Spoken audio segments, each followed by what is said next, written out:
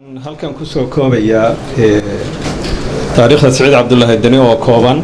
Saciid Cabdullaahi Maxamed Saciid Cabdullaahi Dani wuxuu dhashay 1967 wuxuu ku dhashay gobolka Banaadir magaalada Muqdisho. waxbarashadiisa dugsiga hoose dhexe iyo saraba iyo jaamacadda heerka koowaadba wuxuu ku qaatay Muqdisho. waxbarashadiisa sare wuxuu ku qaatay dalka Malaysia.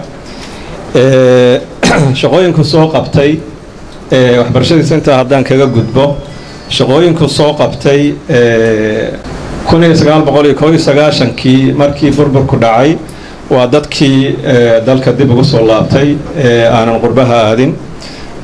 halkaasna wuxuu ka bilaabay waxbarashadii gobolka inuu qayb libax ka qaato.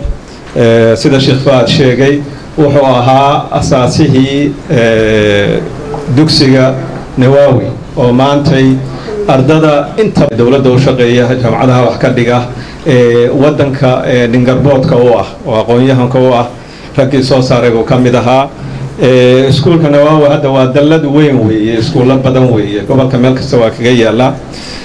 sidoo kale wuxuu qayb ka ahaa dhinaca arrimaha bulshada waxbarashada marka laga soo gudbo dhinaca caafimaadka xarunta TB-da oo weyn raggii furay buu ka mid ahaa oo qayb uu ka ahaa.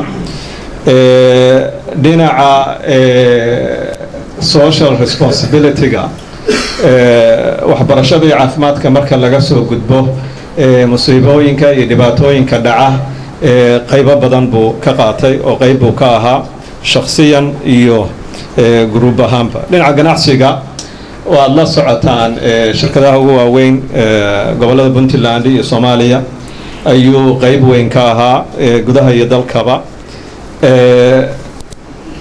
sidoo kale dhinaca siyaasadda dawladda Puntland markii la asaasayay wuxuu ka mid ahaa ergadii asaaskii dawladda Puntland. wuxuu noqday xubin baarlamaanka federaalka Soomaaliya kadibna wuxuu noqday wasiirka qorsheynta iyo xiriirka caalamiga. haddan waqtigan la joogo oo isu sharaxay madaxweynenimada 2016 waa xubin ka tirsan baarlamaanka federaalka Soomaaliya. intaas haddaan kaga gudubno aqoontiisii iyo khibradiisii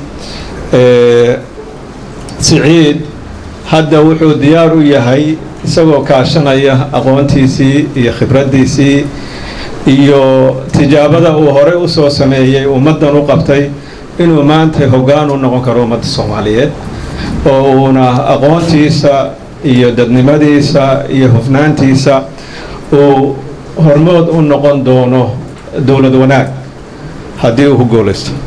marka intaasaan kusoo gabagabaynayaa Saciid waxa weeye xil culus ayuu doontay xil culus ayuu ordayaa.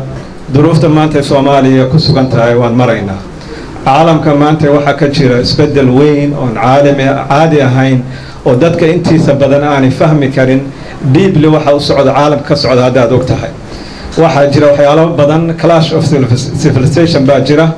waxaa jira waxyaalo badan from nationalism to Somalization wax la yiraahdo baa jira. hadda terminology-kan maaha Soomaali waa terminology caalami ah caalamka oo dhan ka jira.